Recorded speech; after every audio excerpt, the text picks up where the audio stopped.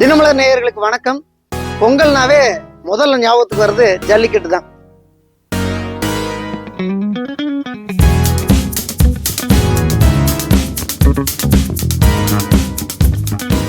அப்படி ஜல்லிக்கட்டுக்கு பிரசித்தி பெற்ற ஊருன்னு பார்த்துட்டா மதுரை, புதுக்கோட்டை, திருச்சி அப்படின்னு சொல்லலாம். அந்த ஊர்களில் தான் நிறைய காளைகள் வளர்த்திக்கிட்டு இருப்பாங்க. ஒருவேளை என்னோட பேக்ரவுண்டெல்லாம் பார்த்துட்டு நான் இப்போ அந்த மாதிரியான ஏதோ ஊர்கள்லேருந்து தான் பேசிட்டு இருப்பேன் நீங்கள் நினைக்கலாம். இல்லைங்க, நான் என்ன பேசிட்டு இருக்கிறது நம்ம கோயம்புத்தூர்லேருந்து தான் பேசிட்டு இருக்கேன். நம்ம கோயம்புத்தூரில் அதுவும் சூலூர் அடுத்த பீடம்பள்ளிங்கிற ஒரு பகுதியில் தான் இத்தனை காளைகள் வளர்த்திக்கிட்டு இருக்காங்க. ஒன்னல்ல ரெண்டல்ல 50க்கும் மேற்பட்ட ஜல்லிக்கட்டு காளைகளை மட்டுமே வளர்த்திக்கிட்டு இருக்கிறாங்க.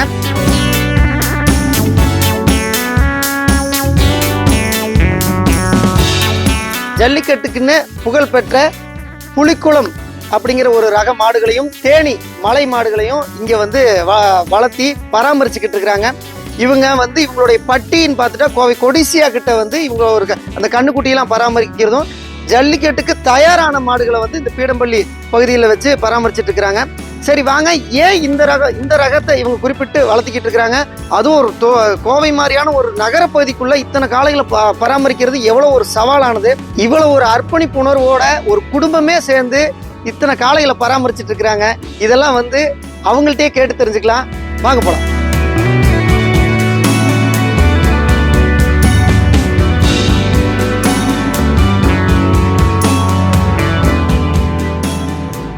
கோயம்புத்தூர் மாவட்டத்தில் கொடிசியாவில் வந்து கன்றுக்குட்டிகளும் அதில் வந்து வளர்ந்து கொஞ்சம் தள்ளிட்டு களத்துக்கு தயாரான மாடுகளை இங்கேயும் பராமரிச்சுட்டு இருக்கோம்.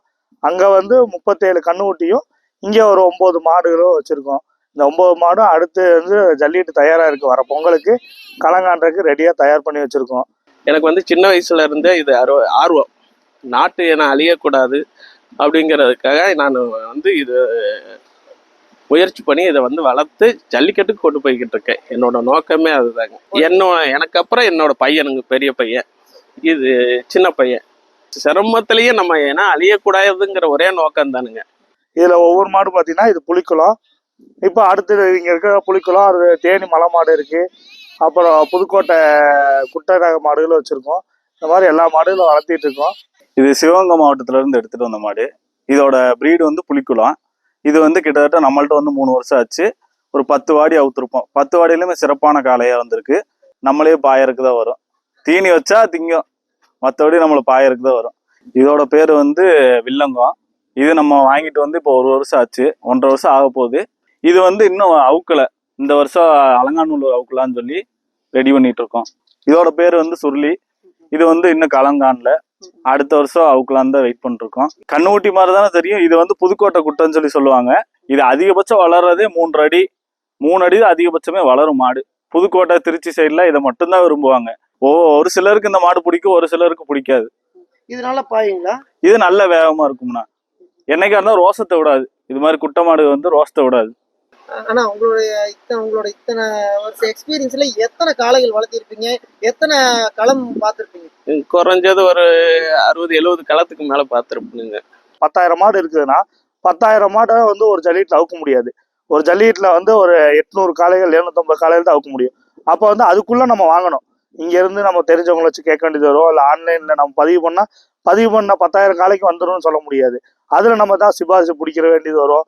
இப்போ இல்லை, இந்த திருச்சி மாவட்டத்தில் ஒரு நாளைக்கு டோக்கன் தராங்க ஆட்டிமலைக்கு. அப்படிங்கும்போது ஆட்டிமலை இங்கேருந்து நம்ம பஸ்ஸில் போய் இல்லை 2 வீலர் எடுத்துகிட்டு போய் அந்த டோக்கனை வாங்கி அது ரெடி பண்ணுறோம். அப்படி ரெடி பண்ணுற நேரத்தில் வந்து மாடு ரெடியாக இருக்கணும். இப்போ நாளைக்கு ஜல்லிக்கட்டு டோக்கன் திடீர்னு கிடச்சிச்சுனாலும் இந்த மாடு ஏற்றி கொண்டு அவுக்குற அளவுக்கு வச்சுக்கணும். அப்படிங்கும்போது தினமுமே தீனி வைக்க வேண்டியது வரும். ஒரு பசுமாடு வச்சுருக்கவங்க கூட ஒரு மாடு பிடிச்சா ஒரு 10 லிட்டர் 20 லிட்டர் கறக்கும். லிட்டரு 40 ரூபா 50 ரூபாங்கும் போது சொசைட்டியில் கொண்டு போய் ஊற்றும் போது அவங்களுக்கு வந்து ஒரு மாதமான அது ஒரு அமௌண்ட் ஆயிரும். இதை வந்து நம்ம ஜல்லிக்கட்டை தவிர வேற எதுக்குமே யூஸ் பண்ண முடியாது. ஆனால் வந்து பசுமாட்டுக்கு வைக்கிற தீனியை விட அதிகப்படியாக வைக்கணும். சத்தான உணவுகள் கொடுக்கணும். எப்படின்னு கேட்டுக்கிட்டீங்கன்னா, வைக்கப்புல் வந்து அந்த வயிற்றை மட்டும் தான் நிற்போம். அடுத்து வந்து அது திமிழ் அந்தஸ்தோ உடம்பு கட்டோ கழுத்து கட்டோ வரக்கு தனியாக பருத்தி கொட்டை, புண்ணாக்கு, தவிடு, அது இல்லாமல் நம்ம இந்த கோதுமை வேஸ்ட்டு, பேரிச்சம்பளம் வருது இல்லைங்க, அது பேரிச்சில் செகண்ட் குவாலிட்டி அப்படின்ற மாதிரி பல வகையான தீனிகள் வைக்க வேண்டியது வரும். அதெல்லாம் வச்சு நம்ம வந்து பார்த்துக்கும்போது ஒரு சவாலான விஷயம்தான். ஆனால் இருந்தாலும் நம்ம பிடிச்சி இதெல்லாம் பண்ணுறோம். நமக்கு வந்து இந்த மாடு பாயுன்ற மாட்டை வந்து ஸ்டைலெல்லாம் நம்ம மாற்ற முடியாது. நம்ம அதுக்கு என்ன பண்ணலாம், பயிற்சி கொடுக்கலாம். நீங்க சொல்ற மாதிரி ஒரு மண்ணு குத்துறதோ அதெல்லாம் எதுக்குன்னா, அது இப்ப கட்டியே கிடக்குது. இந்த மாதிரி கட்டி கிடக்குது வந்து ஒரு நாள் முழுக்க கட்டி கிடக்குது. வருஷத்தை 365 நாள் கட்டி கிடக்குது. அன்னைக்கு களத்துக்கு மட்டும்தான் போகும்போது தான் காலு கை வீசி போகுது. அப்படிங்கும்போது அதுக்கு வந்து ஒரு எக்ஸசைஸ் வேணும், ஒரு கை கால்லாம் கொஞ்சம் சூற பிடிக்காம இருக்கணும் அப்படின்றதுக்காக தான் இந்த மாதிரி நட பிடிச்சிட்டு வர்றது, மண்ணு குத்த விடுறது, அப்புறம் நீச்சல் போடுறது. இதோட அம்மா இப்படி அப்பா இப்படி அப்படிங்கிறதெல்லாம் கணிச்சுதான் நம்ம வாங்கிட்டு வரோம். அந்த மாதிரி பாயறக்குன்னு பிறந்த மாடு நம்ம தீனியே வைக்காட்டி பாயும். நம்மளோட வேலை என்னன்னா, அதுக்கு வந்து 3 மணி நேரம் தீனி வைக்கணும். அதை வந்து இந்த கை காலில் புண்ணு வராம, சின்ன எங்கேயா கொம்புல காயம் பட்டுச்சோ இல்லை உடம்புல காயம் பட்டுச்சோ உடனே மருந்து வாங்கி போடுறது. ஜீரணம் ஒவ்வொரு நேரம் அதிகமாக தீனி வச்சோன்னா ஜீரணம் எல்லாம் போயிடும். வயிறு ஊதிக்கும், 2 நாள் தீனி நீங்காது. அப்படிங்கும்போது லிவர் டானிக்கு, அப்புறம் சின்ன சின்ன மருந்துகள்லாம் ஆலோசனை கேட்டு அதை போட்டு விடுறது தான் நம்மளோட வேலை. ஜல்லிக்கட்டுக்கு ஸ்பெஷல்னு கேட்டுக்கிட்டா இந்த புலிக்குளம் மாடு தான். அது என்னன்னா பிறவியே மூர்க்கமாக தான் இருக்கும். ஒரு தீனி வைக்கிறீங்கன்னா 2 நாள் தீனி வச்சிங்கன்னா உங்க பின்னாடி வரும். ஆனா உங்க கூட உங்க நண்பர் வராருன்னா அவரை குத்த பார்க்கும். களத்துக்கு அப்படிங்க போகும்போது அங்கே மூக்கையை வெட்டி வச்சுன்னா அதோட வேகத்தை காட்டிடும். அதுதான் புலிக்குளம். உம்மலச்சேரி ஓரளவுக்கு இப்போ 100 மாடு வாங்கினா 90 மாடு ஆகுதுன்னா, உம்மலச்சேரி மாடு 100 மாடு வாங்குற இடத்துல ஒரு 70 மாடு 80 மாடு தான் ஆகும். அந்த மாதிரி இப்போ திருச்சி சைடு, இந்த புதுக்கோட்டை சைடு, அரியலூர் சைடு போயிட்டீங்கன்னா உம்மலச்சேரி அதிகமாக வச்சிருப்பாங்க. அது ஏன்னு கேட்டா அந்த சைடு அவங்களுக்கு அதுதான் கிடைக்கும். அதாவது நம்ம இப்போ ஒரு காலை வளர்த்துறேன், இவ்வளோ காலை வளர்த்துறேன் நீங்க ஆச்சரியமா கேட்குறீங்க. இதுக்கு உண்மையான விஷயம் என்னன்னா, நம்ம மட்டும் ஓட முடியாது. ஏன்னா நம்ம இப்போ நம்ம ஒரு தொழில் செய்யறோம். அந்த தொழிலுக்காக காலையில போனா சாயந்தரம் தான் வருவோம். அதுக்கு வந்து குடும்பம் ஒத்துழைக்கணும். இந்த மாடு இந்த வெயிலே கட்டியிருக்கூடாது. கட்டியிருந்தாலும் அதுக்கு தண்ணி வைக்கணும், தீனி வைக்கணும். நம்ம வர வரைக்கும் அவங்க தான் பார்த்துக்கணும். நம்ம குடும்பம் வந்து ரொம்ப ஒத்துழைப்பா இருப்பாங்க.